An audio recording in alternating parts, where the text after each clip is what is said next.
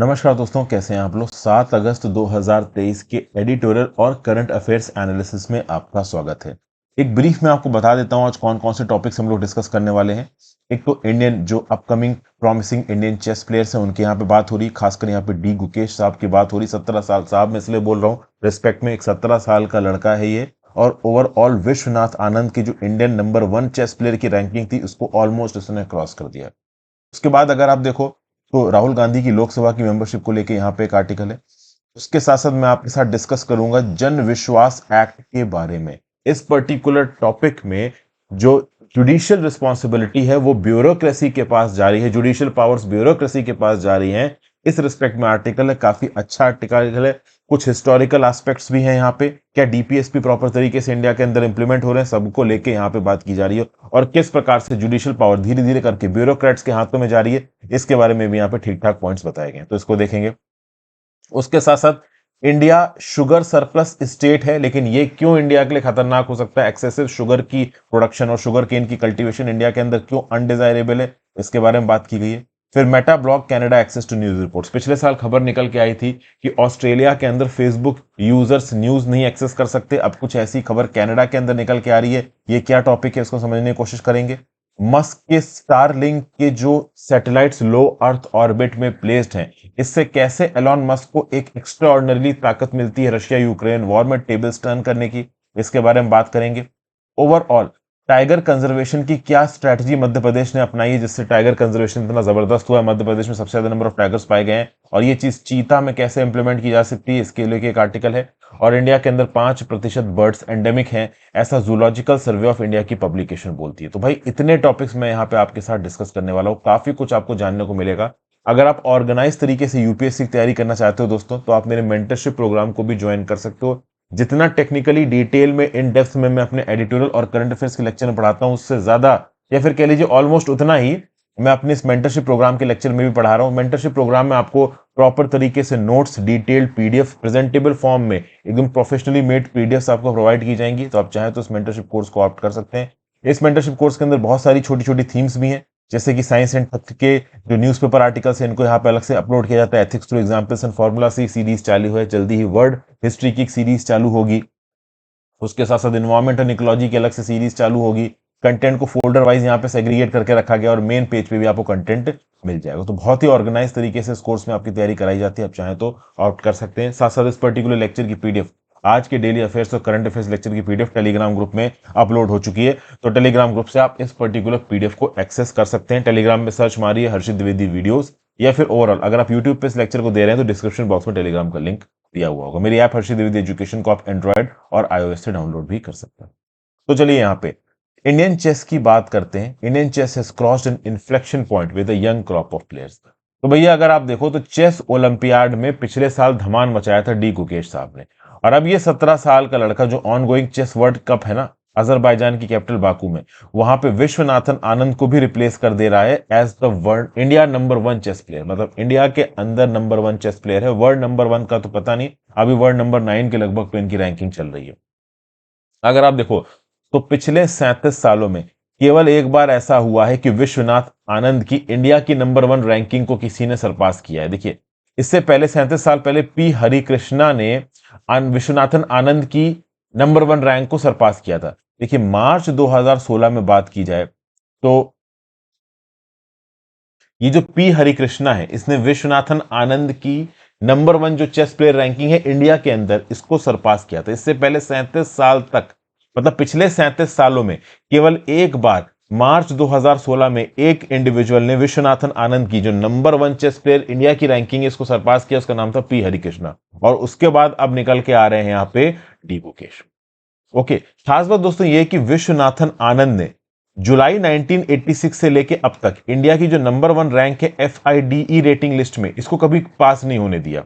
Okay, लेकिन D Gukesh इसको भी पास कर सकते हैं। अगले एक महीने के टाइम में एफआईडीए की अगली लिस्ट आएगी और हो सकता है डी गुकेश यहां पे विश्वनाथन आनंद को पीछे छोड़ दें। उसके साथ साथ डी गुकेश यहां पे वर्ल्ड टॉप 10 की लिस्ट में भी एंट्री मार रहे हैं। इस पर्टिकुलर लिस्ट में एंट्री मारना अपने आप में बहुत मुश्किल होता है।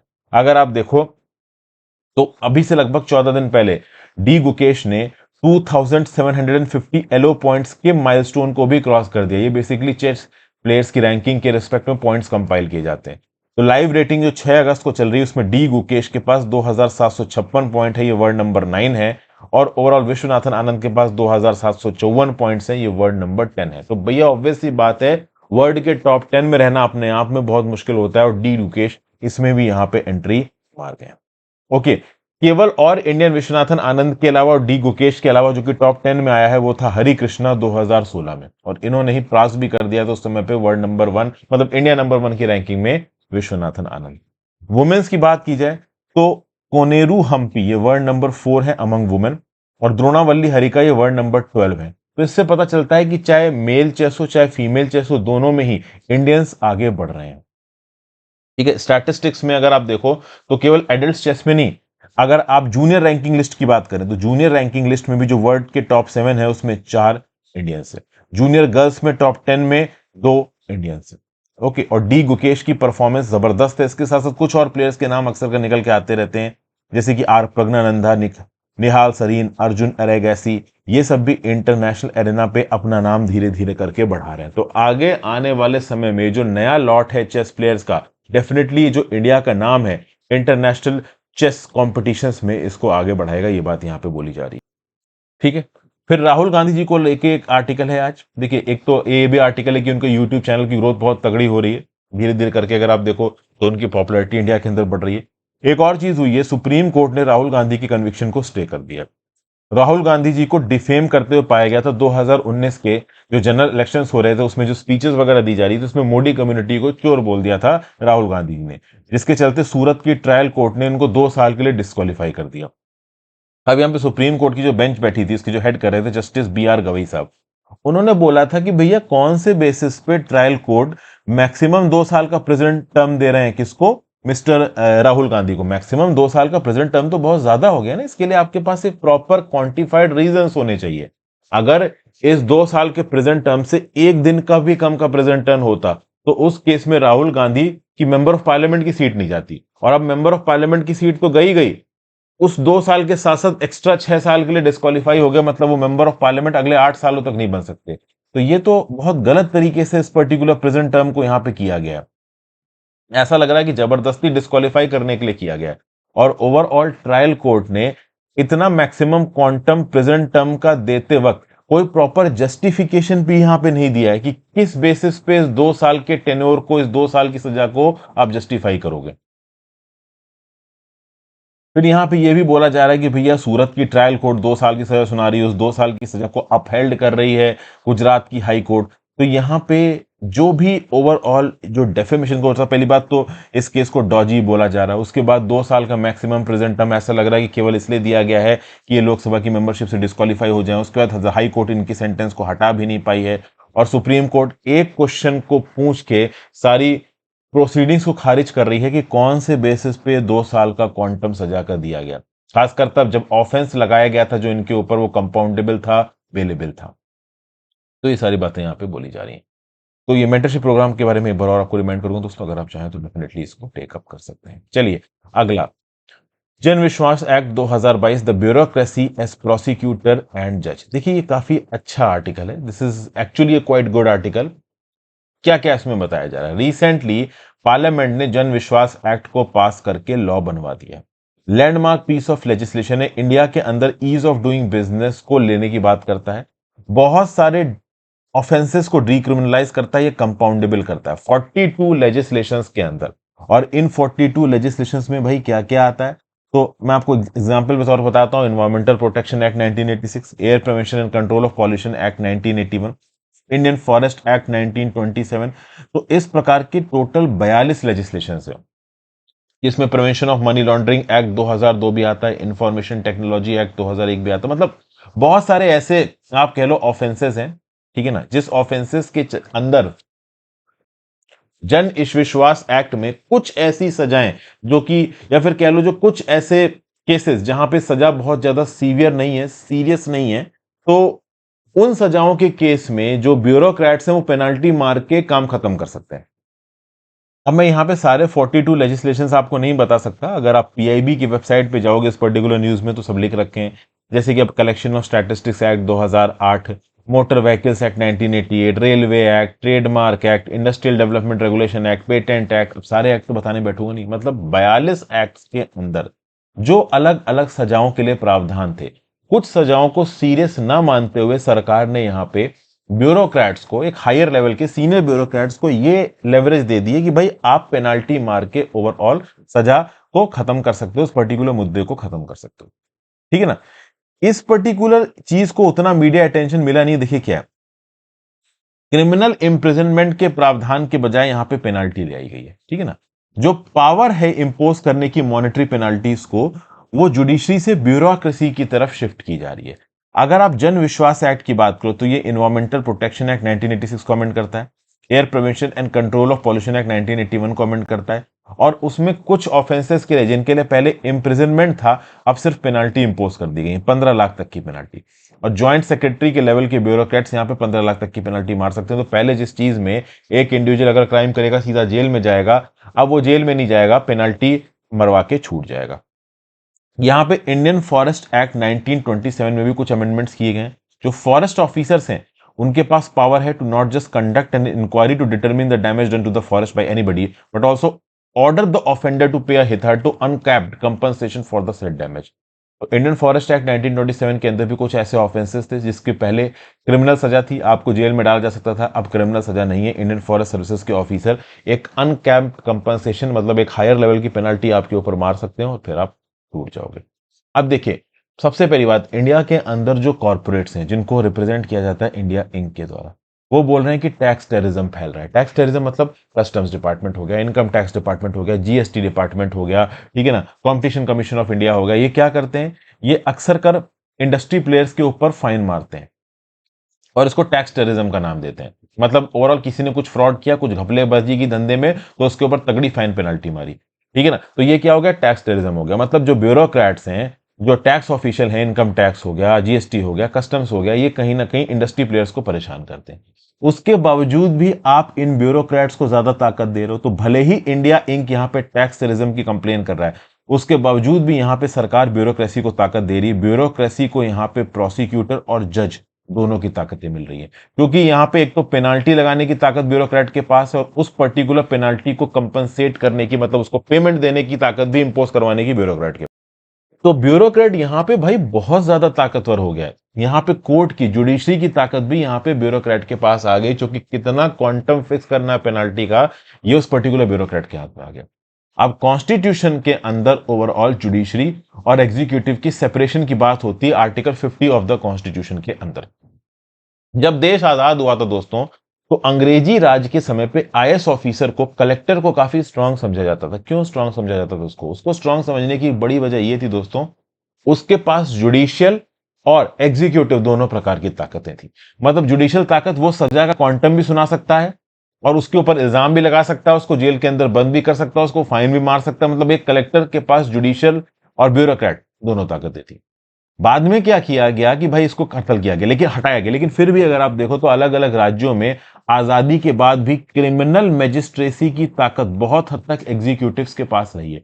1970s तक आते आते बहुत सी राज्य की सरकारों ने लेजिस्लेशन क्रॉस किए और क्रिमिनल मैजिस्ट्रेसी की ताकत को ओवरऑल ब्यूरोक्रेट के पास से हटाया।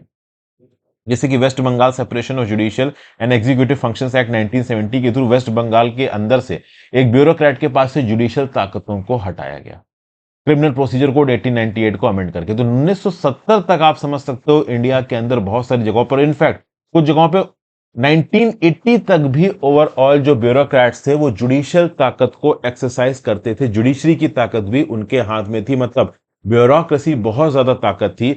इस ब्यूरोक्रेसी के पास एग्जीक्यूटिव ताकतें भी थी, इस ब्यूरोक्रेसी के पास जुडिशियल ताकतें भी थी। और देखिए, ये ब्यूरोक्रेसी का तो एग्जाम्पल आप अभी के लिए हटा दो, चूंकि एक इंडिविजुअल के हाथ में जब एग्जीक्यूटिव ताकत आ जाती है और जज की ताकत आ जाती है तो बहुत ज्यादा स्ट्रांग हो जाता है। इसलिए अगर आप देखो तो जो हमारा गुलाम इंडिया था वहां पे कलेक्टर बहुत ज्यादा ताकतवर हुआ करता था। लेकिन कुछ और तरीके भी हैं जिससे जुडिशरी की ताकत को ब्यूरोक्रेट्स ने अपने पास खींचा। वो तरीके कौन से हैं? वो तरीके हैं जुडिशियल ट्राइब्यूनल्स को बनाना।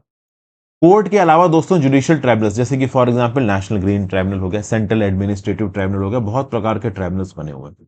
अब इन ट्राइब्यूनल्स के अंदर जुडिशियल मेंबर्स भी होते हैं और कुछ टेक्निकल मेंबर्स भी होते हैं, और ज्यादातर ये जो टेक्निकल मेंबर्स होते हैं ना, वो ब्यूरोक्रेट होते हैं। तो इन पर्टिकुलर जुडिशियल ट्राइब्यूनल्स में ब्यूरोक्रेट्स की अपॉइंटमेंट होती है। तो बेसिकली जुडिशियल फंक्शन में अगर हम सेग्रीगेशन की बात करें तो केवल जुडिशियल ऑफिसर्स को आपको इन पर्टिकुलर जगहों पे पोस्ट करना चाहिए, बट ऐसा नहीं हो रहा है। केंद्र की सरकार ने यहाँ पे टेक्निकल मेंबर्स की जो पोजीशन है इन पर्टिकुलर ट्राइब्यूनल्स में बना के ओवरऑल आप कह सकते हो कि एग्जीक्यूटिव को भी ताकत दे दी है इन जुडिशियल ट्राइब्यूनल्स का मेंबर बनने में। सिर्फ जुडिशियल ट्राइब्यूनल्स के साथ देखो तो केंद्र की सरकार ने बहुत सारे और स्टैट्यूटरी रेगुलेटर्स बना रखे हैं, जैसे कि securities and exchange board of India हो गया, कंपटीशन और कमीशन ऑफ इंडिया हो गया, और इन सेबी के पास, सीसीआई के पास भी पेनाल्टी मारने की ताकत है, फाइन इंपोज करने की ताकत है।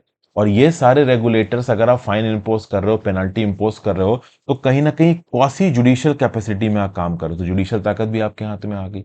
समझ गया आप बात को? तो बेसिकली केंद्र की सरकार ने एक तो सेबी और सीसीआई जैसे रेगुलेटर्स बना के जुडिशियल ताकत ब्यूरोक्रेट्स के हाथ में दे रखी, प्लस ट्राइब्यूनल्स बना के जुडिशियल ताकत ब्यूरोक्रेट्स के हाथ में दे रखी है टेक्निकल मेंबर्स के फॉर्म में।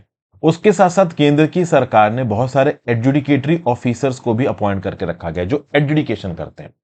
ठीक है ना? जैसे for example income tax act के अंदर एडजुकेटरी अथॉरिटी होगी, ठीक है ना? Additional commissioner of income tax होगा या कमिश्नर ऑफ इनकम टैक्स होगा, उसके पास एक मिनिमम 50 लाख का, 1 करोड़ का या 2 करोड़ का इनकम टैक्स का मैटर पहुंचेगा, तो वहां पे एडजुडिकेशन करेगा। उस एडजुडिकेशन के अंदर relevant section of the income tax act के अंदर वो पेनाल्टी मारेगा। इस प्रकार की penalty prevention of money laundering act 2002, information technology act 2001, food safety and standard act 2006 के अंदर ही मानी जाती है। तो ये जो एडजुडिकेटरी अथॉरिटीज है ना, एडजुडिकेटिंग ऑफिसर्स हैं, ये है एग्जीक्यूटिव्स, ये है ब्यूरोक्रेट्स, बट इन ब्यूरोक्रेट्स के पास पेनाल्टी मारने की ताकत है, इन ब्यूरोक्रेट्स के पास अटैचमेंट ऑर्डर इशू करने की ताकत, जिसके चलते एक जुडिशियल ताकत इनके हाथ में आ गई है। और चूंकि ये जुडिशियल ताकत इनके हाथ में है, तो ऑब्वियस सी बात है, separation of judiciary versus bureaucracy, ये एग्जीक्यूटिव का जो सिद्धांत है वो यहां पे वॉयलेट हो जाता है। तो बेसिकली ये जो जन विश्वास एक्ट है, ये एडजुडिकेटरी ऑफिसर वाला जो आप कह लो तरीका है, इसको और आगे लेके जाता है। ब्यूरोक्रेसी को और ताकत दी जा रही है पेनाल्टी मारने की। समझ के बात को? ये सही नहीं है। तो जन विश्वास एक्ट 2002 को यहां पे प्रशांत रेड्डी टी साहब इनडायरेक्टली तरीके से क्रिटिसाइज करके यही बोल रहे हैं कि इस प्रकार के पर्टिकुलर बिल जो सेपरेशन ऑफ जुडिशरी और एग्जीक्यूटिव वाला सिद्धांत है, इसको वायलेट करते हैं। ठीक है भाई, ये सब बातें बोली गई। इनफैक्ट हमने 3 कैटेगरीज की बात की, यहां पे ट्राइब्यूनल्स की बात की, रेगुलेटर्स की बात की, एग्जीक्यूटिव एडजुडिकेटरी ऑफिसर्स की बात की। ये जो तीनों कैटेगरीज हमने डिस्कस की है ना, इसमें जो ट्राइब्यूनल्स के कॉन्स्टिट्यूशन, जैसे कि नेशनल टैक्स ट्राइब्यूनल की बात कर लो, फिर competition of commission of India जैसे रेगुलेटर्स की बात कर लो, इन सब बॉडीज की जो आप कह लो फॉर्मेशन है, इसको कई बार जुडिशरी में चैलेंज भी किया गया है कि ये पर्टिकुलर रेगुलेटर्स और ये पर्टिकुलर ट्राइब्यूनल्स जुडिशियल डोमेन में इंटरफेयर कर रहे हैं, इनग्रेस कर रहे हैं। तो कई बार सुप्रीम कोर्ट के सामने, हाई कोर्ट के सामने ये मैटर भी पहुंचा है कि जो पर्टिकुलर रेगुलेटर है, सीसीआई हो गया, सेबी हो गया, ये अपनी जो डिफाइंड लिमिट्स हैं इनको क्रॉस कर रहा है। तो कुल मिला के ये जो जन विश्वास एक्ट है, भले ही ये ईज ऑफ डूइंग बिजनेस को बढ़ाना चाहता है, but at the same point of time कहीं ना कहीं ये जन विश्वास एक्ट अलाउ कर रहा है ब्यूरोक्रेट्स को in charge of forcing the law to also conduct an inquiry and impose the statutory penalty of finding the wrongdoing is constitutionally suspect। क्योंकि भैया इंक्वायरी कंडक्ट करके स्टैट्यूटरी पेनल्टी मारना, इंक्वायरी कंडक्ट करना बड़े एग्जीक्यूटिव का काम है, लेकिन इंक्वायरी कंडक्ट करने के बाद मैटर जज साहब के सामने रखा जाता है। जैसे फॉर एग्जांपल आप पुलिस में काम करते हो, पुलिस में आपने एक मर्डर केस की, रेप केस की इंक्वायरी की, चोरी के केस की इंक्वायरी की, स्मगलिंग के केस की इंक्वायरी की, और उसके बाद आपने अपने फैक्ट जाके जज साहब के सामने रख दिए, जज साहब फिर सजा देंगे। यहां पे क्या हो रहा है कि इंक्वायरी भी एग्जीक्यूटिव कर रहा है और सजा भी एग्जीक्यूटिव दे रहा है, पेनल्टी भी एग्जीक्यूटिव मार रहा है, वो काम गड़बड़ है, ये बोला जा रहा है। ठीक है ना भाई? तो आई होप जन विश्वास एक्ट 2022 में क्या हुआ ये आपको पता चल गया, इसने क्या किया ये आपको पता चल गया, 3 तरीके आपको पता चल गए किस प्रकार से एग्जीक्यूटिव और जुडिशरी की सेपरेशन के फंक्शन को प्रॉपर तरीके से इंप्लीमेंट नहीं किया जा रहा। एक हो गया ट्राइब्यूनल, दूसरे हो गए रेगुलेटर, तीसरे हो गया एडजुडिकेटरी ऑफिसर। इसको अपने नोट्स में इनकॉर्पोरेट कर लो। जन विश्वास एक्ट क्या कर रहा है ये भी मैंने आपको बता दिया। आई होप डिटेल में चीजें आपको समझ में आ गई हो। इतना डिटेल में समझाने के बाद तो मैं बस यही उम्मीद करता हूं कि समझ में आ गया हो। अगला, is India sugar surplus leading to a crisis? India के अंदर शुगर का सरप्लस प्रोडक्शन। देखिए बिल्कुल बेसिक अगर आपको मैं पॉइंट बताऊं तो मैंने कई बार पहले भी आपको बताया, इंडिया के अंदर 2-3 क्रॉप हैं जिनके प्रोडक्शन में पानी का इस्तेमाल बहुत होता है। एक तो होता है चावल, एक होता है शुगर केन। ये दोनों ही क्रॉप्स पानी बहुत खाती हैं और इंडिया के अंदर दोनों ही क्रॉप्स बम्पर तौर पे पैदा की जाती हैं। और खास बात दोस्तों यहाँ पे ये है, ठीक है ना, कि भैया इंडिया वाटर डेफिशिएंट नेशन है। अब बात करते हैं, इंडिया वर्ल्ड का टॉप शुगर प्रोड्यूसर बन गया 2021-22 में। ब्राजील को क्रॉस कर दिया। 359 लाख टन शुगर इंडिया के अंदर प्रोड्यूस किया गया। एक्सटेंसिव रिसोर्सेस का इस्तेमाल हुआ शुगर प्रोडक्शन में। लेकिन शुगर प्रोडक्शन तो हमने बढ़ा दिया, कुछ और पोटेंशियल क्राइसिस हमने यहां पे पैदा कर ली। हमने ओवर कल्टीवेशन किया जब शुगर का, तो शुगर सरप्लस हुआ, हाई एक्सपोर्ट्स हुआ, लेकिन इसने ग्राउंड वाटर को निगेटिवली इंपैक्ट किया। और इससे आगे आने वाले समय में एग्रीकल्चरल कोलैप्स हो सकता है, क्योंकि आप excessive amount of ground water को यूज कर रहे हो और ये ग्राउंड वाटर एक्वीफायर में अनलिमिटेड नहीं है। एक समय ऐसा आएगा कि ये ग्राउंड वाटर खत्म हो जाएगा, और जब ये ग्राउंड वाटर खत्म होगा उसके बाद आप बाकी एग्रीकल्चरल क्रॉप्स को उगाने के लिए पानी कहां से लाओगे, उसके ऊपर एक बहुत बड़ा क्वेश्चन मार्क है। क्योंकि रेनफॉल की कंसिस्टेंसी के ऊपर तो हम यहां पे डिपेंड नहीं कर सकते। इंडिया दुनिया का सबसे बड़ा कंज्यूमर शुगर का। इंडिया के पास ओवरऑल प्रोड्यूस करने की मतलब इनफ है कि हम अपने डोमेस्टिक मार्केट के लिए अपनी डोमेस्टिक रिक्वायरमेंट के हिसाब से शुगर प्रोड्यूस कर सकें। लेकिन अगर आप देखो तो भारत सरकार की और राज्य की सरकार की बहुत सी पॉलिसीज शुगर कल्टीवेशन की बिल्कुल फेवर में आती हैं।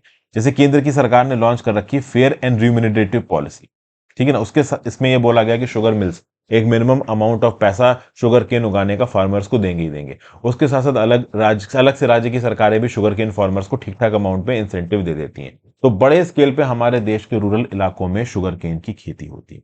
राज्य की सरकार भी तगड़ी सब्सिडीज देती है। कई बार फार्मर के वोट जीतने के लिए ओवरऑल रूरल इलाकों में शुगर केन के कल्टीवेशन में भारी सब्सिडीज दी जाती हैं। तो इसके चलते हमारा शुगर प्रोडक्शन बढ़ा, डोमेस्टिक रिक्वायरमेंट लिमिटेड है, तो भैया higher exports 110 lakh ton India ने एक्सपोर्ट किया है 2021-22 में। और इसको लेके ब्राजील, ऑस्ट्रेलिया, ग्वाटेमाला जैसी कंट्रीज भड़बड़ा गई। उन्होंने बोला ये क्या हो रहा है यार, ये तो इंडिया तो गदर ही मचाया पड़ा है, ऐसे थोड़ी ना होता है।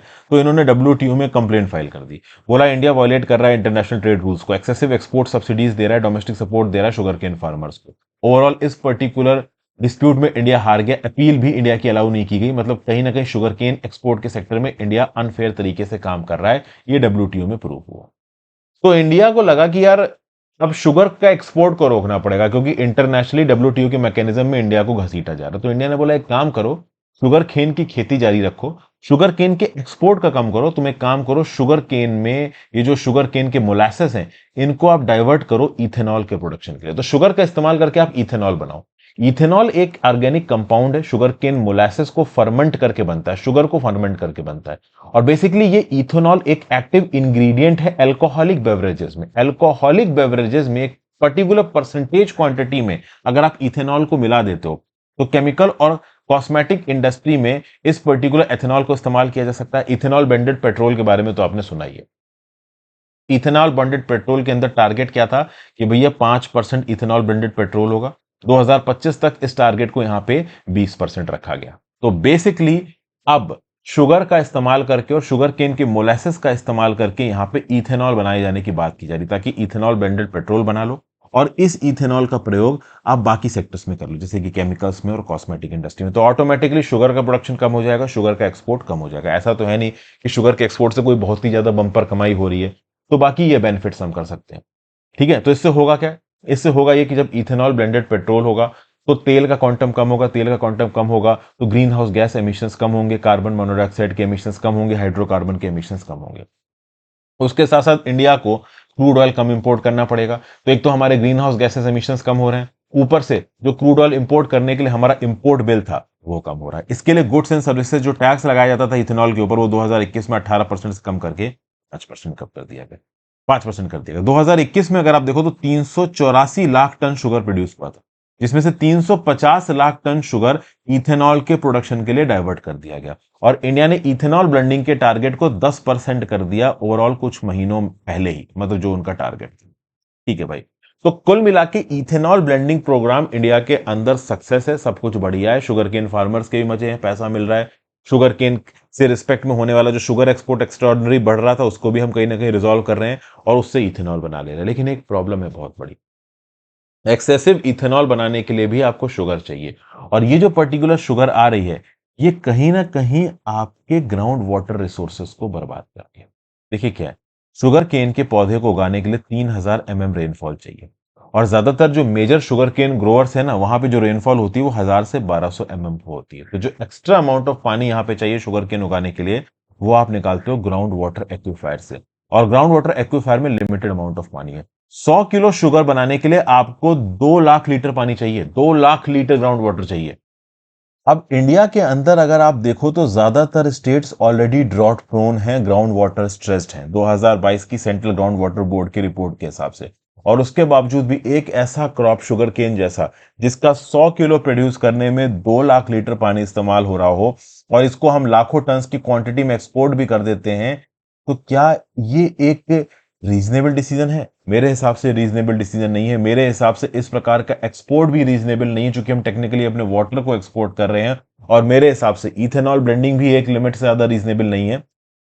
इथेनॉल ब्लेंडिंग, अगर आप इथेनॉल को ओवरऑल किसी और प्राइमरी फ्यूल सोर्स से बनाते हो जो कि एडिबल नहीं है, तो चलेगा। लेकिन शुगर जैसा क्रॉप जो कि बहुत ज्यादा पानी को खर्च करके बनाया जा रहा है, उससे अगर आप इथेनॉल की ब्लेंडिंग करो और तेल बनाओ हमारी गाड़ियों को चलाने के लिए, वो यहाँ पे सेट नहीं बैठ रहा है। तो ये सब बातें ओवरऑल यहाँ पे बताई गई हैं। तो क्या किया जा सकता है? तो एक जो पोटेंट मेथोडोलॉजी यहाँ पे बताई जा रही है, वो ये कि ड्रिप इरिगेशन का प्रयोग करिए। ग्राउंड वाटर के पानी का इस्तेमाल अगर आप कर रहे हो, करो, लेकिन उस पानी को प्लेन फ्लडिंग मेथड से इरिगेशन के लिए इस्तेमाल मत करो। आप ड्रिप इरिगेशन से इस्तेमाल करो। तो ड्रिप इरिगेशन 70% पानी कम कंज्यूम करता है। तो कुल मिला के जो 2 लाख लीटर पानी कंज्यूम हो रहा होगा, उसका 70% कम कंज्यूम होगा, मतलब 60,000 लीटर पानी ही कंज्यूम होगा। तो कम से कम हम कुछ अमाउंट ऑफ पानी तो यहाँ पे प्रोटेक्ट कर पाएंगे। तो एग्रीकल्चरल सेक्टर में अपनी परफॉर्मेंस को इंप्रूव करने के लिए एक लॉजिकल मेथोडोलॉजी के हमें हिसाब से हमें चलना पड़ेगा, और वो लॉजिकल मेथोडोलॉजी हमें यहाँ पे नजर आ रही है। ठीक है, चलिए भाई आगे चलते हैं। Why did Meta block Canada's access to news report? तो भैया कनाडा के अंदर पास किया गया है एक ऑनलाइन न्यूज एक्ट, और 1 अगस्त को यहां पे मेटा अनाउंस करता है कि इनके जो भी यूजर्स है, मेटा मतलब फेसबुक हो गया, इंस्टाग्राम का प्लेटफॉर्म हो गया, तो कनाडा के अंदर जो भी फेसबुक इंस्टाग्राम को इस्तेमाल कर रहा है, वो न्यूज को पोस्ट नहीं कर सकता, और ना ही न्यूज रिपोर्ट को इन प्लेटफॉर्म्स के थ्रू कनाडा के अंदर एक्सेस कर सकता है। ये तब हुआ जब कनाडा ऑनलाइन न्यूज एक्ट आया 22 जुलाई को इफेक्ट में, और 1 अगस्त में ये मेटा ने अनाउंसमेंट कर दिया। गूगल भी इस प्रकार का कुछ अनाउंसमेंट कर रहा है कि ओवरऑल गूगल के अंदर कनाडा में जो यूजर्स हैं, वो न्यूज पब्लिशर्स की न्यूज को एक्सेस नहीं कर सकते। जैसे कि फॉर एग्जांपल अगर इंडिया के अंदर मैं news.google.com डालूं, तो आपको बहुत सारे न्यूज के स्निपेट्स दिख जाएंगे, जिनको आप क्लिक करोगे तो न्यूज की वेबसाइट पे आप पहुंच जाओगे। तो अब क्या है कि अगर इंडिया के अंदर भी इस प्रकार का कोई न्यूज एक्ट पास किया जाता है, तो गूगल को इंडिया के अंदर जो बड़े बड़े न्यूज पब्लिशर्स है, जैसे कि द हिंदू हो गया, इंडियन एक्सप्रेस हो गया, वाई न्यूज हो गया, लाइव मिंट हो गया, इनको पैसा देना पड़ेगा इनकी न्यूज को पोर्ट्रे करने के लिए। तो गूगल और मेटा का लॉजिक ये है कि भैया हमें इतना पैसा मिलता नहीं है इन स्निपेट्स को डिस्प्ले करने का, जितना इनकी सरकारें हमसे मांग रही हैं। तो केंद्र की कैनेडियन सरकार ने ये जो लेजिस्लेशन लेके आया है, it requires the digital platforms that make news available have a strategic market dominance, bargain Fairlie and good faith with Canadian news business. मतलब प्रॉपर तरीके से मेटा प्लेटफॉर्म का इंस्टाग्राम, फेसबुक और गूगल पैसे को शेयर करें कनाडा के news publishers के साथ। मतलब ओवरऑल जिनके न्यूज के स्निपेट्स दिखाए जा रहे हैं फेसबुक के ऊपर, इंस्टाग्राम के ऊपर, गूगल के ऊपर, ओवरऑल ये बड़े सोशल मीडिया प्लेटफॉर्म अच्छा खासा क्वांटम ऑफ पैसा शेयर करेंगे न्यूज पब्लिशर्स के साथ। लेकिन ऑब्वियस सी बात है, ज्यादा पैसा इनको मिलता नहीं है, ऐसा मेटा और गूगल का बोलना है। तो एक लिमिट से ज्यादा हम पैसा शेयर नहीं कर सकते, इसलिए उन्होंने न्यूज के एक्सेस को ही ब्लॉक कर दिया यहां। और सबसे खास बात दोस्तों यहां पे यह है कि कितना पैसा मेटा प्लेटफॉर्म, गूगल, इंस्टाग्राम और आप कह लो फेसबुक देगा इन न्यूज पब्लिशर्स को, इसका जो प्रोसेस है ना, जो बार्गेनिंग प्रोसेस, इसको ओवरसी करेगा Canadian radio television and communication telecommunication commission. तो मतलब कनाडा का कैनेडियन रेडियो टेलीविजन और टेलीकम्युनिकेशन कमीशन, जो कि गवर्नमेंट बॉडी है, वो यहां पे पैसा निगोशिएट करवाएगी कि भाई ये फेसबुक और गूगल कितना पैसा दे रहे हैं न्यूज पब्लिशर्स को। उसके साथ साथ दोस्तों, कौन सी न्यूज की रिकमेंडेशन ज्यादा होती है गूगल एल्गोरिदम में और फेसबुक एल्गोरिदम में, और कौन सी की कम होती है, इस पर्टिकुलर प्रोसेस में भी ये कनाडा की बॉडी इंटरफेयर करेगी। तो यहां पे तो मेटा का और गूगल का दिमाग खराब हो गया, कहता भैया इतना इंटरफेरेंस हम नहीं झेल पाएंगे। इससे याद आता है 2021 का किस्सा। 2021 में ऑस्ट्रेलिया ने पास किया था news media and digital platform mandatory bargaining code, जिसमें कुछ इस प्रकार की चीज जो अभी कनाडा में की जा रही थी, उस समय पे ऑस्ट्रेलिया में की गई थी। तो ऑस्ट्रेलिया के अंदर जो भी फेसबुक वगैरह के यूजर्स थे, इनको ब्लॉक कर दिया था फेसबुक ने न्यूज एक्सेस करने को। बाद में ओवरऑल सरकार ने कुछ पॉलिसी चेंजेस हुए, और कुल मिला के सरकार ने एक डील स्ट्राइक करवाई। उस डील के अंदर जो डिजिटल मीडिया पब्लिशर्स हैं, जैसे कि फेसबुक हो गया, गूगल हो गया, उन्होंने ऑस्ट्रेलिया की न्यूज़पेपर पब्लिशर्स के साथ एक डील पास की और उस डील के अंदर लगभग $200 मिलियन की डील थी कि कितना पैसा ओवरऑल ये पब्लिशर न्यूज पब्लिशर्स को देंगे ऑस्ट्रेलिया के अंदर। तो ऑस्ट्रेलिया के अंदर चीजें सॉर्ट आउट हो गई थी। लेकिन कनाडा का जो ऑनलाइन न्यूज एक्ट है वो ऑस्ट्रेलिया वाले एक्ट से ज्यादा खतरनाक है, ज्यादा इंक्रोचिंग है, ऐसा बोलना है आपके लो मेटा और गूगल प्लेटफॉर्म्स का। खास बात दोस्तों ये सब हो क्यों रहा है? ये सब इसलिए हो रहा है क्योंकि पिछले एक डिकेड में जो एडवांस्ड इकोनॉमी है उनका ये बोलना है कि जो रेवेन्यू है प्रिंटेड पब्लिकेशन से वो घट गया। वो तो घटेगा ही नहीं दोस्तों। इंडिया के अंदर द हिंदू पढ़ने वाले जो ई पेपर के रीडर्स हैं वो बढ़ गए हैं, ठीक है ना। और अगर आप देखो तो जो ऑनलाइन मतलब जो प्रिंटेड कॉपी है द हिंदू की, जो पेपर छप के आपके घरों में आता है, उसका कंजम्पशन कम हो गया। कई बार आप देखो तो अगर आपको कोई न्यूज देखनी हो, आप ऑनलाइन सर्च मार लेते हो और गूगल पे स्निपेट्स दिख जाते हैं, newsgoogle.com पे, आप वेबसाइट पे जाके देख लेते हो। बहुत सारे केसेस में आप उस न्यूज़पेपर की फिजिकल कॉपी आप घरों में नहीं मंगाते हो। तो जो प्रिंटेड न्यूज़पेपर बिकने से पैसा कमाया जाता था वो अब हो चुका है कम। ऑनलाइन न्यूज़पेपर लीडिंग का इंस्टेंस बढ़ चुका है। इसके चलते गूगल और मेटा जैसे प्लेटफॉर्म्स बहुत ज्यादा डोमिनेंट हो गए हैं ऑनलाइन एड रेवेन्यू और कंटेंट डिस्ट्रीब्यूशन में।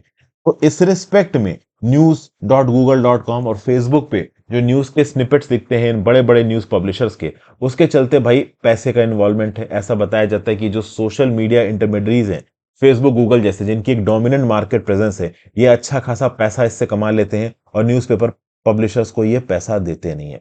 इसकी वजह से पूरी दुनिया में दोस्तों नियम कानून इंप्लीमेंट किए जा रहे हैं, जिन नियम कानून के चलते ओवरऑल फेसबुक और गूगल जैसे कंपनी से बोला जा रहा है कि आप पैसे को शेयर करिए न्यूज़पेपर पब्लिशर्स के साथ। ऑस्ट्रेलिया में एक मांडवली कर ली गई है, कनाडा में इस प्रकार की मांडवली की जाएगी, ठीक है। आगे आने वाले समय में बहुत सी कंट्रीज में इंक्लूडिंग इंडिया इस प्रकार के नियम कानून और लॉस पास किए जाएंगे, ठीक है भाई।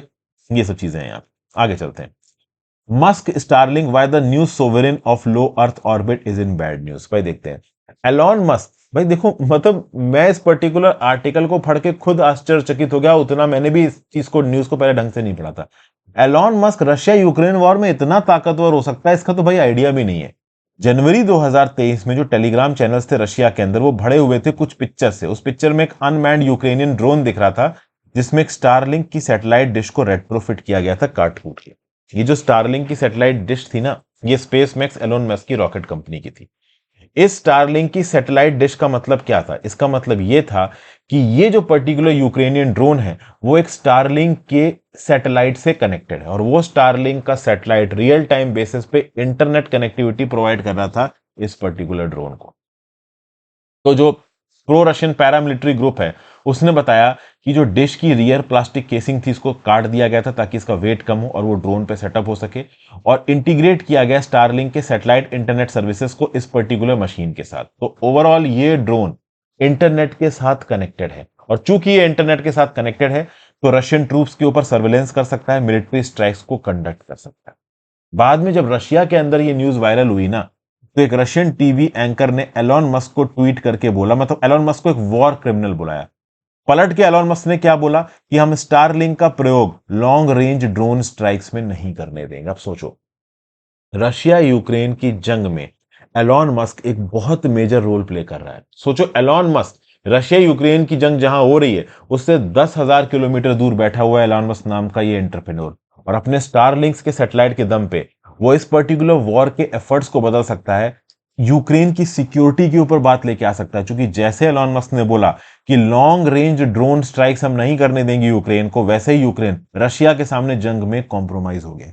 कैसे समझाने की कोशिश करता हूं। किसी भी वॉर जोन में हाई स्पीड इंटरनेट फैसिलिटी बहुत ज्यादा जरूरी होती है, ठीक है भाई। अगर एक ड्रोन उड़ रहा है, उस ड्रोन को उसके कमांड सेंटर से कंट्रोल किया जा रहा है, तो कोई तो ऐसा मैकेनिज्म होगा जिस मैकेनिज्म के थ्रू उस ड्रोन को कंट्रोल किया जा रहा है, क्योंकि वो ड्रोन कमांड सेंटर के साथ किसी तार से नहीं जुड़ा है, वो इंडिपेंडेंटली उड़ रहा है। तो ये जो particular connectivity high speed internet के थ्रू प्रोवाइड की जाती है, ये सैटेलाइट इंटरनेट के थ्रू प्रोवाइड की जाती है, ठीक है ना भाई। तो यूक्रेन और रशिया की जंग जो भी डोनेट्स और ज़ैपोरिज़िया के रीजन में चल रही थी, वहां पे जितने भी ट्रेडिशनल कम्युनिकेशन इंफ्रास्ट्रक्चर थे, जैसे कि मोबाइल कम्युनिकेशन के टावर थे, इंटरनेट के रिसेप्टर्स थे, इनको तबाह कर दिया गया। अब उनको तबाह कर दिया गया, ठीक है भाई। तो कन्वेंशनल ब्रॉडबैंड इंटरनेट तो वहां पे एग्जिस्ट करता नहीं है। तो आपको सैटेलाइट कनेक्टिविटी लेके आनी पड़ेगी। तो यूक्रेन ने क्या किया, अपने ड्रोन्स के ऊपर इस प्रकार के सैटेलाइट रिसेप्टर्स लगा दिए, और ये सैटेलाइट रिसेप्टर्स को रियल टाइम में इंटरनेट प्रोवाइड कर रहा है स्टारलिंक की सैटेलाइट, जो कि लो अर्थ ऑर्बिट में प्लेस्ड है। समझ गए बात को? तो ये जो भैया स्टारलिंक की सैटेलाइट है वो रियल टाइम में इंटरनेट प्रोवाइड कर रही है। जब तक ये स्टारलिंक की सैटेलाइट इंटरनेट प्रोवाइड करती रहेगी यूक्रेनियन ड्रोन्स को, तब तक यूक्रेनियन ड्रोन्स रशिया के ऊपर अटैक करते रहेंगे। और इससे पहले मैंने एक शॉट बना के आपको बताया भी था कि रशिया यूक्रेन वॉर में रशिया यूक्रेन के सामने इतने ज्यादा डिसएडवांटेज में चला गया है यूक्रेन की ड्रोन कैपेसिटी के चलते, और इसी ड्रोन कैपेसिटी को ताइवान भी धीरे धीरे करके बिल्डअप कर रहा है। तो पिछले 3 डेकेड्स में सैटेलाइट इंटरनेट की रैंकिंग बहुत हाई हो चुकी है on the list of possible but largely impractical technology. समझ गए बात को? छोटे छोटे सैटेलाइट्स को स्पेस में प्लेस किया जा रहा है, वो हाई स्पीड इंटरनेट बीम करते हैं, और उस इंटरनेट को ग्राउंड के स्टेशंस और टर्मिनल्स के थ्रू अर्थ पे डिप्लॉय किया जाता है, यूज किया जाता है। 1990s में, 2000 में बहुत सारी कंपनीज ने अपनी सैटेलाइट्स ऊपर भेजी थी इस प्रकार की टेक्नोलॉजी को ग्राउंड लेवल पे इंप्लीमेंट करने के लिए। उस समय पे टेक्नोलॉजी उतनी सक्सेसफुल हुई नहीं, लेकिन आज की डेट में 2019 के बाद से ये सैटेलाइट बहुत ज्यादा, ये सर्विस बहुत ज्यादा सक्सेसफुल हो चुकी है। मस्क की जो स्टारलिंक सर्विस है ना, इसने लो अर्थ ऑर्बिट में हजारों की तादाद में सैटेलाइट रख रखे हैं। आज की डेट में लो अर्थ ऑर्बिट में 7,500 एक्टिव सैटेलाइट्स हैं, जिसमें आधे से ज्यादा स्टारलिंक के सैटेलाइट्स हैं। हालांकि इन सैटेलाइट्स के बहुत सा कंपटीशन भी है, जैसे वायासैट हो गया, वनवेब हो गया, अवंती हो गया, एसईएस, इमरसैट, इरिडियम, लेकिन कोई भी अल्टरनेटिव इतना पोटेंट नहीं है जितना एलॉन मस्क का स्टारलिंक सिस्टम पोटेंट है। ठीक है, जब रशिया यूक्रेन वॉर छिड़ गया 2022 में, तो जो फाइबर नेटवर्क लाइन है और जो सेल टावर्स हैं, वो फर्स्ट पीसेस ऑफ इंफ्रास्ट्रक्चर थे जिनको डिस्ट्रॉय किया गया। ऑब्वियसली बात है, मैंने आपको पहले ही बताया। इसीलिए ये जो यूक्रेन का कम्युनिकेशन नेटवर्क है वो स्टारलिंक की सैटेलाइट्स के ऊपर डिपेंडेंट हो गया। और अब कहीं पे अगर स्टारलिंक का नेटवर्क बंद हो जाता है वॉर जोन में, तो यूक्रेनियन ड्रोन्स इनफेक्टिव हो जाएंगे, वो रशिया के ऊपर अटैक ही नहीं कर पाएंगे। तो इस रिस्पेक्ट में यहां पे ऑथर ये बोल रहा है कि भाई जरूरी ये है कि ऐसे एग्रीमेंट्स में गवर्नमेंट टू गवर्नमेंट अप्रोचमेंट हो, मतलब यूक्रेन की सरकार यूएस की सरकार से अप्रूवल रहे, ना कि पूरा का पूरा कंट्रोल एक अनकैनी इंडिविजुअल एलॉन मस्क के हाथ में चला जाए। ये सब बातें बोली जा रही। अब कल की डेट में इस पर्टिकुलर चीज को देख के ताइवान ने सोचा कि अगर चाइना उनके ऊपर अटैक कर देता है, और चाइना अटैक करेगा, तो अंडर सी केबल्स जो है इंटरनेट की, चाइना उनको चोक कर देगा, काट देगा, तो ताइवान के अंदर इंटरनेट कट जाएगा।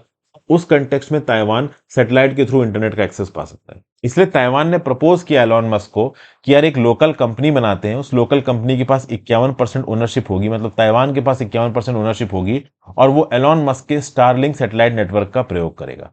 एलॉन मस्क ने मना कर दिया। एलॉन मस्क ने बोला कि नहीं भाई, स्टारलिंक सैटेलाइट्स का कंट्रोल पूरी तरीके से उसके हाथ में रहेगा। मतलब ताइवान के deputy minister of digital affairs ने ये जो प्रपोजल रखा था एलॉन मस्क के सामने कि भाई तुम्हारी स्टारलिंक के बेसिस पे हम अपने सिक्योरिटी इंटरनेट नेटवर्क को बना सकते हैं, एलॉन मस्क ने बनाने से मना कर दिया। आज की डेट में एक इंडिविजुअल एलॉन मस्क, जो कि इतना अनकैनी है, इतना सनकी है, कभी भी कुछ भी अनाउंस करता है, कुछ भी बोलता है, उसके हाथ में इतना इंपॉर्टेंट इंफ्रास्ट्रक्चर और पावर दे दोगे तो वो किस हद तक सही है। ये सब बातें ओवरऑल यहां पे बताई जा रही है। ठीक है, ये सब चीजें कही जा रही हैं। अगर आप देखो, सितंबर 2022 में प्रोटेस्ट हुए ईरान में, तो गवर्नमेंट ने बहुत सारे कंट्री के हिस्सों में इंटरनेट को शट ऑफ कर दिया। ओके, मस्क के स्टारलिंक ने कनेक्टिविटी प्रोवाइड की, तो ओवरऑल सैटेलाइट डिशेस के माध्यम से जो भी एक्टिविस्ट और प्रोटेस्टर्स ईरान के अंदर इंटरनेट एक्सेस कर पा रहे थे, वो स्टारलिंक टर्मिनल से एक्सेस कर पा रहे थे। तो अब ईरान प्रैक्टिकली अपने देश के अंदर इंटरनेट की कनेक्टिविटी को कंट्रोल ही नहीं कर पा रहा है। अगर उसको कंट्रोल करना है तो ईरान के ऊपर जो स्टारलिंक के सैटेलाइट्स हैं उनको गिराना पड़ेगा, तभी वो इंटरनेट को कंट्रोल कर पाएगा। समझ के बात को? तो यहां पे ओवरऑल ग्राउंड लेवल पे कम्युनिकेशन इंटरनेट को भले ही वहां की सरकार काट देती है, लेकिन वो कम्युनिकेशन इंटरनेट चालू रहेगा लो अर्थ ऑर्बिट में प्लेट सैटेलाइट्स के दम पे। और लो अर्थ ऑर्बिट के सैटेलाइट्स को मेजॉरिटी कंट्रोल करता है स्टारलिंक, और स्टारलिंक आता है एलॉन मस्क के ऊपर। एलॉन मस्क इस समय पे एक लिमिट से ज्यादा ताकतवर हो गया है, और इसके चलते एक रेस सी छिड़ गई है। चाइना ने बोला है कि स्टारलिंक की इस डोमिनेंस को हटाने के लिए एक 13,000 सैटेलाइट्स का लो अर्थ ऑर्बिट का मेगा कॉन्स्टलेशन चाइना बनाएगा। 2022 में यूरोपियन यूनियन ने बोला कि $2.4 बिलियन खर्च करके ये खुद का एक सोवरेन सैटेलाइट कॉन्स्टलेशन बनाएंगे, क्योंकि पूरी की पूरी ताकत इस समय पे लो अर्थ ऑर्बिट की सैटेलाइट के रिस्पेक्ट में एलॉन मस्क के पास है, जो कि ज्यादातर लोगों को पसंद नहीं आ रही। ठीक है भाई, आई होप समझ में आ गया हो। अगला, MP strategy for tigers can help चीता ऑल्सो। ये भैया कौन सी स्ट्रेटजी की बात हो रही है, यहां पे समझने की कोशिश करते हैं। देखिए, अगर आप देखो जो 2022 का सेंसस हुआ है, टाइगर सेंसस, उसमें यह पता चला कि मध्य प्रदेश में जो टाइगर्स का नंबर है वो 50% बढ़ा है। परसेंटेज टर्म्स में बिहार का नंबर ज्यादा बढ़ा है, लेकिन बिहार में मध्य प्रदेश से 54 कम टाइगर्स हैं। तो कुल मिला के जितनी स्पीड से मध्य प्रदेश के अंदर अगर टाइगर का नंबर बढ़ा है, उतनी स्पीड से अगर चीता का नंबर बढ़ता है, तो कुल मिला के ओवरऑल मध्य प्रदेश के अंदर एक प्रॉपर बायोडाइवर्सिटी पब्लिश की जा सकती है। अगर आप देखो तो 2022 में जो टाइगर सेंसस हुआ, टोटल टाइगर्स इंडिया के अंदर है 3,682, मध्य प्रदेश के अंदर सबसे ज्यादा है 750, 50% का इंक्रीमेंट है। इस इंक्रीमेंट की एक बड़ी वजह यह बताई जा रही है कि मध्य प्रदेश के अंदर प्रेडेटर और प्रे, इन दोनों को एरिया में कंसंट्रेशन के हिसाब से रेगुलरली मूव किया गया है। जैसे एक पर्टिकुलर स्टेट के अंदर बहुत सारे टाइगर कंजर्वेशन रिजर्व्स हैं, बहुत सारे फॉरेस्ट इलाके हैं, बहुत सारे नेशनल पार्क्स हैं, वाइल्ड लाइफ सेंचुरीज हैं, बायोस्फीयर रिजर्व्स हैं। तो जिस इलाके में अगर मान लो टाइगर ज्यादा हो गया या प्रे बेस कम हो गया, तो बैलेंस आउट करने के लिए जानवरों को आपने एक जगह से दूसरी जगह मूव कर दिया। तो basically forest department of Madhya Pradesh ने रिमार्केबल कमिटमेंट और सक्सेस दिखाया है एक्टिव मैनेजमेंट प्रैक्टिसेस में। ठीक है, लो डेंसिटी के इलाकों को रिस्टोर किया गया है, नए प्रेडेटर्स और प्रे को जा लाके, और उन जगहों से लाके जहां पे प्रेडेटर्स और प्रे का नंबर एक लिमिट से ज्यादा बढ़ रहा था। समझ गए? तो बेसिकली ये एक मैनुअली इंटेंसिव एक्सरसाइज है, एक बहुत हार्ड वर्किंग एक्सरसाइज है कि आप रेगुलर बेसिस पे ये मॉनिटर करते रहो कि एक स्टेट के अंदर किन जगहों पे नंबर ऑफ टाइगर्स और प्रे, नंबर ऑफ प्रेडेटर्स और प्रे बढ़ गए और किन जगहों पे कम हो गए, और समय समय पे आप रीलोकेशन करते रहो इन जानवरों का। इसमें wild life institute of India, Dehradun, national tiger conservation authority, हर कोई इन्वॉल्व है। इंडिया में 53 टाइगर रिजर्व है, जिसमें मध्य प्रदेश में 6 हैं। लेकिन अगर आप देखो मैक्सिमम टाइगर्स इंडिया के अंदर पाए जाते हैं कॉर्बेट नेशनल पार्क में, जो कि उत्तराखंड में आता है, और उसके बाद बांदीपुर और नागौर नेशनल पार्क में, जो कि आपका कर्नाटका के अंदर पाया जाता है। मध्य प्रदेश के अंदर जो 6 टाइगर रिजर्व है, उसमें 5 में 50 से ज्यादा टाइगर्स हैं। लेकिन अगर आप देखो तो 563 टाइगर मध्य प्रदेश के आपके टाइगर रिजर्व से बाहर पाए गए। तो जरूरी नहीं है कि अगर एक टाइगर रिजर्व के इलाके को आपने स्पेसिफिकली टाइगर के कंजर्वेशन के लिए ईयर मार्क किया है, तो टाइगर वहीं पाया जाएगा। कई बार टाइगर टाइगर कंजर्वेशन रिजर्व के बाहर भी पाए जाते हैं। तो टाइगर्स के मैनेजमेंट के लिए जो स्ट्रेटजी यहां पे रियल टाइम में अपनाई गई है, कुछ इस प्रकार की स्ट्रेटजी आप चीता के लिए भी अपना सकते हो। पूनो नेशनल पार्क मध्य प्रदेश में, वहां पे अफ्रीकन चीताज हैं, लेकिन 20 में से 6 चीता यहां पे मर चुके हैं। तो धीरे धीरे करके चीता अडेप्ट कर रहे हैं। तो जिस प्रकार से टाइगर में प्रे और प्रेडेटर के बैलेंस को मध्य प्रदेश की अथॉरिटी ने रियल टाइम बेसिस पे रीलोकेट करके इंश्योर किया है, उसी प्रकार से हम चीता के रिस्पेक्ट में भी करके लॉन्ग टर्म में इनकी पॉपुलेशन को बैलेंस आउट कर सकते हैं। ठीक है, और आज की आखिरी news, 5% of birds in India are endemic, says geological survey of India publication. देखिए क्या बताया जा रहा है। रिसेंटली पब्लिकेशन निकाली गई जियोलॉजिकल सर्वे ऑफ इंडिया के द्वारा, जिसने पॉइंट आउट किया है कि इंडिया के अंदर 5% जो बर्ड्स पाई जाती हैं वो एंडेमिक है। एंडेमिक मतलब दुनिया के किसी और हिस्से में पाई नहीं जाती, वो केवल इंडिया के अंदर पाई जाती हैं। ये कहां बताया गया है? तो एक पब्लिकेशन आई है 75 एंडेमिक बर्ड्स ऑफ इंडिया, इसको रिलीज किया गया 108 फाउंडेशन डे ऑफ ZSI में। किसने रिलीज किया? तो ऑब्वियस सी बात है, जूलॉजिकल सर्वे ऑफ इंडिया ने रिलीज किया। 75 endemic birds of India zoological survey of India ने रिलीज किया। नोट्स में इनको इनकॉर्पोरेट कर लो। इंडिया में 1353 बर्ड स्पेशीज है। इंपॉर्टेंट स्टैटिस्टिक्स है, नोट्स में लिखना है। ग्लोबल बर्ड बायोडाइवर्सिटी का 12.4% इंडिया के अंदर पाया जाता है। और अगर आप देखो तो इन 1353 बर्ड स्पेशीज में 78 बर्ड स्पेशीज 5% इंडिया में एंडेमिक है। इंडिया में एंडेमिक का मतलब वो दुनिया के किसी और भी हिस्से में पाई नहीं जाती। खास बात दोस्तों ये है कि इन 78 बर्ड स्पेशीज में 3 बर्ड स्पेशीज पिछली एक डिकेड में इंडिया में भी रिपोर्ट नहीं हुई थी। ये कौन कौन सी हैं? तो एक है मणिपुर बुश कोयल, जिसको आप पर्दिकुला मणिपुरिनेंसिस भी बोलते हो। ये इंडेंजर्ड है international union of conservation of nature की रेड लिस्ट में। ठीक है ना, पिछली बार इसको 1907 में साइट किया गया था। फिर एक है हिमालयन कोयल ऑफ्राइसिया सुपरसिलियोसा, इसको क्रिटिकली इंडेंजर्ड बोला गया है। ये पिछली बार साइट की गई थी 1876 में। और एक है आपकी जर्डन कॉर्सर, इसको आप बोलते हो रेनोप्टी ब्यूटेरोकैटस। ये भाई क्रिटिकली इंडेंजर्ड है। पिछली बार देखी गई थी 2009 में। तो ये सब बातें ओवरऑल यहाँ पे बताई गई। Importance of endemic bird species को यहाँ पे पॉइंट आउट किया जा रहा है। ओके, ये सब बातें ओवरऑल बोली जा रही हैं। इंडेमिक बर्ड्स के बारे में यहाँ पे अवेयरनेस फैलाने की कोशिश कर रहा है zoological survey of India. Zoological survey of India ये कि आज़ादी का अमृत महोत्सव मनाया जा रहा है। हमारी आज़ादी के 75 साल हो चुके हैं और उसी समय पे रिपोर्ट भी जारी की गई है 75 इंडेमिक बर्ड्स ऑफ इंडिया। तो ये अपने आप में एक मेजेस्टिक अनाउंसमेंट है। फिर अगर आप देखो तो जो highest number of endemic species है वो वेस्टर्न घाट्स में पाई जाती हैं, 28 बर्ड स्पेशीज। अगर आप देखो तो कुछ स्पेशीज जो रिकॉर्ड की गई है कंट्री के बायोजियोग्राफिक हॉटस्पॉट में, वो है मालाबार ग्रे हॉर्नबिल, जिसको आप ओसाइरिस क्रिसिस बोलते हो, Malabar parakeet, Shambhu laughing thrust, और एक है व्हाइट बेलीड सोलाकिली। तो ये सब बातें ओवरऑल यहाँ पे बोली जा रही हैं बर्ड की बायोडाइवर्सिटी के रिस्पेक्ट में। तो एक पर्टिकुलर स्टैटिस्टिक यहाँ पे जरूर याद रखना, 1353 टोटल बर्ड स्पीशीज इंडिया के अंदर। ग्लोबल बर्ड डाइवर्सिटी का 12.4% है, इसमें से 5% इंडिया के अंदर एंडेमिक है और 78 में से 3 पिछले कई डिकेड्स में पाई भी नहीं गई हैं, पहली बार साइट की गई हैं। ठीक है, और ये सब पॉइंट आउट किया गया 75 एंडेमिक बर्ड्स ऑफ इंडिया नाम की एक पब्लिकेशन ने, जिसको जूलॉजिकल सर्वे ऑफ इंडिया ने निकाला है। So thank you for watching friends. I hope इस डिटेल्ड एनालिसिस में आपको काफी कुछ जानने को मिला होगा। मैं डिटेल में सारी इंपॉर्टेंट चीजें आपको बताता हूं, येट उसको ब्रीफ रखने की कोशिश करता हूं। किसी भी और एडिटोरियल एनालिसिस में आपके साथ 3 से 4 टॉपिक्स डिस्कस किए जाते हैं। मैं डेली की बेसिस पे कम से कम 8 से 10 इंपॉर्टेंट टॉपिक्स आपके साथ डिस्कस करता हूं, ताकि आपकी पढ़ाई होलिस्टिक रहे। और इससे ज्यादा होलिस्टिक करना चाहते हैं तो एक बार मेंटरशिप कोर्स चेकआउट कर सकते हैं। Have a great day friends.